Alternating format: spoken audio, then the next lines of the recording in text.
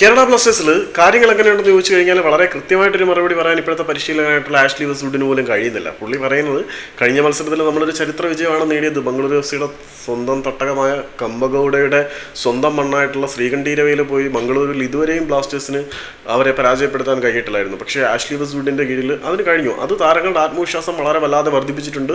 താരങ്ങളിൽ കൂടുതൽ ജ്വാലയൊക്കെ അതിനുശേഷം കത്തി തുടങ്ങി എന്നൊക്കെ പറയുന്നുണ്ടെങ്കിൽ പോലും ബ്ലാസ്റ്റേഴ്സിൽ വളരെ വലിയൊരു പ്രശ്നമുണ്ട് എന്ന് തുറന്ന് സമ്മതിക്കുന്നതിനകത്ത് യാതൊരു മടിയും പുള്ളിക്കില്ല. കാരണം എന്താണെന്ന് വെച്ച് കഴിഞ്ഞാൽ നമുക്ക് ഇതുവരെയും ഒരു പ്രോപ്പർ ഫൈനൽ ഇലവനെ കണ്ടെത്താൻ കഴിഞ്ഞിട്ടില്ല എന്ന് പുള്ളി പറയുന്നുണ്ട്. നമുക്ക് കൃത്യമായിട്ടുള്ള പൊസിഷനുകളിലേക്ക് കൃത്യമായിട്ട് ആരെയൊക്കെ കളിപ്പിക്കണം എന്നുള്ള കാര്യത്തിൽ കൃത്യമായിട്ടൊരു ധാരണയില്ല. കേരള ബ്ലാസ്റ്റേഴ്സിൻ്റെ ടീമിൻ്റെ പോരായ്മകളെ വന്ന ഉടനെ തന്നെ ആഷ്ലി വെസ്റ്റ്വുഡ് എടുത്ത് കാണിക്കുന്നുണ്ട്. തുടർച്ചയായിട്ട് നമുക്ക് 6 ദിവസങ്ങൾക്കിടയിൽ 7 ദിവസങ്ങൾക്കിടയിൽ നമുക്ക് 3ഓളം മത്സരങ്ങൾ കഴിക്കേണ്ട സിറ്റുവേഷനിലേക്ക് കാര്യങ്ങൾ പോകുമ്പോൾ നമ്മളെ കൊണ്ട് കൂട്ടിയാൽ കൂടാത്ത അവസ്ഥയിലേക്ക് പോകുന്നുണ്ട്. കേരള ബ്ലാസ്റ്റേഴ്സിൻ്റെ സ്ക്വാഡ് ഡെപ്ത് ശോകമാണ്. നമുക്കൊരു പ്രോപ്പർ 11 പോലും നിലവിലെ സ്ക്വാഡിനെ വെച്ച് കണ്ടെത്താൻ കഴിഞ്ഞിട്ടില്ല എന്നുള്ള വസ്തുത പുള്ളി അംഗീകരിക്കുമ്പോൾ പുള്ളി കൊള്ളാം.